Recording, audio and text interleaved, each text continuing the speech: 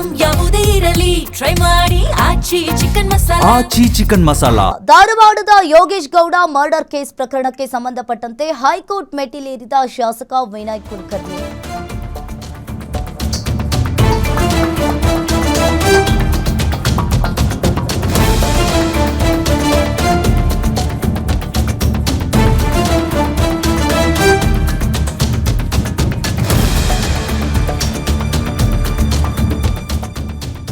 ಧಾರವಾಡದ Yogesh Gowda murder case ಪ್ರಕರಣಕ್ಕೆ ಸಂಬಂಧಪಟ್ಟಂತೆ ಶಾಸಕ ಸ್ಥಾನವನ್ನ ಉಳಿಸಿಕೊಳ್ಳುವುದಕ್ಕೆ ಕುಲಕರ್ಣಿ ಈಗ ಸರ್ಕಸ್ ಅನ್ನ ಮಾಡ್ತಾ ಇದ್ದಾರೆ. ಜೀವಾವಧಿ ಶಿಕ್ಷೆಗೆ ತಡೆ ಕೋರಿ ಹೈಕೋರ್ಟ್ಗೆ ಅರ್ಜಿಯನ್ನ ಸಲ್ಲಿಸಿದ್ದಾರೆ. ಜನಪ್ರತಿನಿಧಿಗಳ ವಿಶೇಷ ಕೋರ್ಟ್ ಆದೇಶವನ್ನ ಪ್ರಶ್ನಿಸಿ ಮೇಲ್ಮನವಿಯನ್ನ ಸಲ್ಲಿಸಿರುವಂತದ್ದು. ಸೋಮವಾರ ಮೇಲ್ಮನವಿ ಅರ್ಜಿ ವಿಚಾರಣೆಯಾಗುವ ಸಾಧ್ಯತೆ ಇದೆ. ಈಗಾಗಲೇ ಯೋಗೇಶ್ ಗೌಡ ಪ್ರಕರಣಕ್ಕೆ ಸಂಬಂಧಪಟ್ಟಂತೆ ವಿನಯ್ ಕುಲಕರ್ಣಿ ಸೇರಿ 16 ಜನರಿಗೆ ಈಗಾಗಲೇ ಜೀವಾವಧಿ ಶಿಕ್ಷೆಯನ್ನ ವಿಧಿಸಲಾಗಿದೆ. ಶಾಸಕ ಸ್ಥಾನವನ್ನ ಉಳಿಸಿಕೊಳ್ಳುವುದಕ್ಕಾಗಿ ಸೋಮವಾರ ಮೇಲ್ಮನವಿಯನ್ನ ಅರ್ಜಿ ವಿಚಾರಣೆಯಾಗುವ ಸಾಧ್ಯತೆ ಇದೆ. ಈಗಾಗಲೇ ಜನಪ್ರತಿನಿಧಿಗಳ ವಿಶೇಷ ಕೋರ್ಟ್ ಆದೇಶವನ್ನ ಪ್ರಶ್ನಿಸಿ ಮೇಲ್ಮನವಿಯನ್ನ ಸಲ್ಲಿಸಿರುವಂತದ್ದು. ಶಾಸಕ ಸ್ಥಾನವನ್ನ ಉಳಿಸಿಕೊಳ್ಳುವುದಕ್ಕಾಗಿ ಈಗಾಗಲೇ ಶಾಸಕ ವಿನಯ್ ಕುಲಕರ್ಣಿ ಅವರು ಸರ್ಕಸ್ ಅನ್ನ ಮಾಡ್ತಾ ಇದ್ದಾರೆ.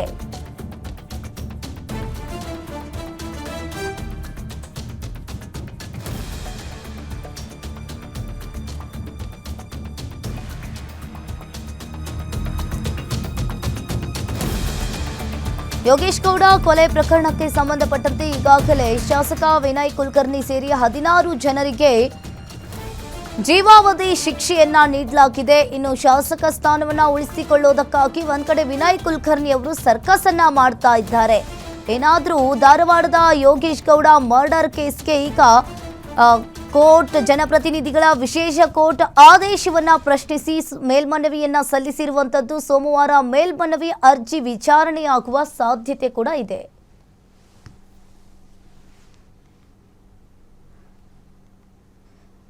ಈ ಬಗ್ಗೆ ಹೆಚ್ಚಿನ ಡೀಟೇಲ್ಸ್ ಅನ್ನ ನೀಡ್ತಾರೆ crime bureau head Manjunath live ಸಂಪರ್ಕದಲ್ಲಿ ಜಾಯಿನ್ ಆಗಿದ್ದಾರೆ. ಎಸ್ ಮಂಜುನಾಥ್, ಈಗ ನೋಡ್ತಾ ಇರಬಹುದು ಯೋಗೇಶ್ ಗೌಡ ಕೊಲೆ ಪ್ರಕರಣಕ್ಕೆ ಸಂಬಂಧಪಟ್ಟಂತೆ ಈಗಾಗಲೇ ವಿನಯ್ ಕುಲಕರ್ಣಿ ಅವರು ಸರ್ಕಸ್ ಅನ್ನ ಮಾಡ್ತಾ ಇದ್ದಾರೆ. ಸೋಮವಾರ ಮೇಲ್ಮನವಿ ಅರ್ಜಿ ವಿಚಾರಣೆ ಆಗುವ ಸಾಧ್ಯತೆ ಕೂಡ ಇದೆ. ಏನಿದೆ ಇದ್ರ ಬಗ್ಗೆ ಹೆಚ್ಚಿನ ಡೀಟೇಲ್ಸ್? ಅಂಕಿತ 2016ರಲ್ಲಿ ನಡೆದಿದ್ದಂತ ಜಿಲ್ಲಾ ಪಂಚಾಯತ್ ಸದಸ್ಯ ಯೋಗೇಶ್ ಗೌಡ ಕೊಲೆ ಪ್ರಕರಣಕ್ಕೆ ಸಂಬಂಧಪಟ್ಟಂತೆ ಕಳೆದ 15 ದಿನಗಳ ಹಿಂದೆ ಜನಪ್ರತಿನಿಧಿಗಳ ವಿಶೇಷ ನ್ಯಾಯಾಲಯ ಏನು ಪ್ರಕರಣದ ವಿಚಾರಣೆಯನ್ನ ನಡೆಸಿತ್ತು. ವಿಚಾರಣೆ ಬಳಿಕ ಅಂತಿಮ ತೀರ್ಪನ್ನ ಹೊರಹಾಕಿತ್ತು. ಆ ಸಂದರ್ಭದಲ್ಲಿ ವಿನಯ್ ಕುಲಕರ್ಣಿ ಸೇರಿದಂತೆ 16 ಜನರ ವಿರುದ್ಧ ಏನು ಜೀವಾವಧಿ ಶಿಕ್ಷೆಯನ್ನ ಕೋರ್ಟ್ ವಿಧಿಸಿ ಆದೇಶವನ್ನು ಹೊರಡಿಸಿತ್ತು.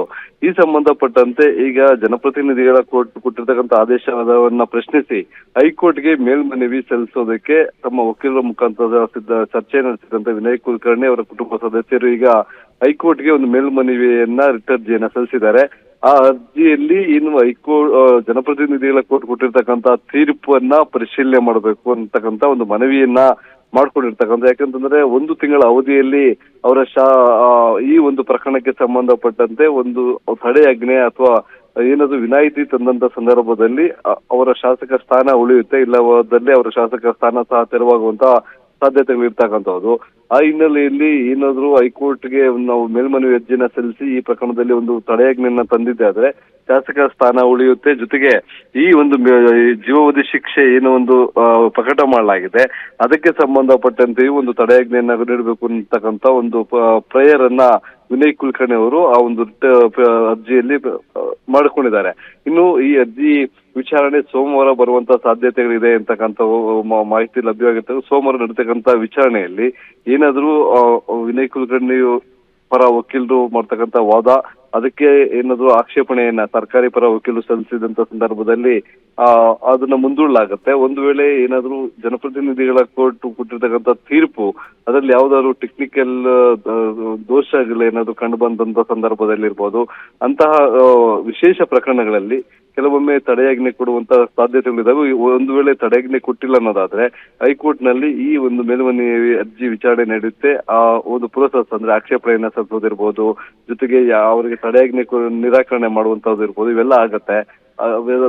ಸೋಮವಾರದ ನಂತರ ಈ ಪ್ರಕರಣದಲ್ಲಿ ಏನು ಜನಪ್ರತಿನಿಧಿಗಳು ವಿಶೇಷ ಕೊಟ್ಟಿರ್ತಕ್ಕಂಥ ಆದೇಶ ಸಂಬಂಧಪಟ್ಟಂತೆ ಮೇಲ್ಮನವಿ ಏನ್ ಸಲ್ಲಿಸಿದ್ದಾರೆ ಅದರಲ್ಲಿ ಏನೆಲ್ಲ ಪ್ರೇಯರ್ ಮಾಡ್ಕೊಂಡಿದ್ದಾರೆ, ಯಾವ ಸೆಕ್ಷನ್ಗಳಿದಾವೆ, ಜೊತೆಗೆ ಅವರ ಪಾತ್ರ ಏನು, ಈ ವಿಚಾರಗಳಿಗೆ ಸಂಬಂಧಪಟ್ಟಂತೆ ಅವರ ಪರ ವಕೀಲರಿಂದಲೂ ಸಹ ಒಂದು ವಾದ ಮತ್ತೆ ಪ್ರತಿವಾದ ಮಂಡನೆಯಾಗುವಂತ ಸಾಧ್ಯತೆ ಇರ್ತಕ್ಕಂಥದ್ದು. ಅಂಕಿತ, ಥ್ಯಾಂಕ್ ಯು ಮಂಜುನಾಥ್ ನಿಮ್ಮೆಲ್ಲ ಮಾಹಿತಿಗೆ.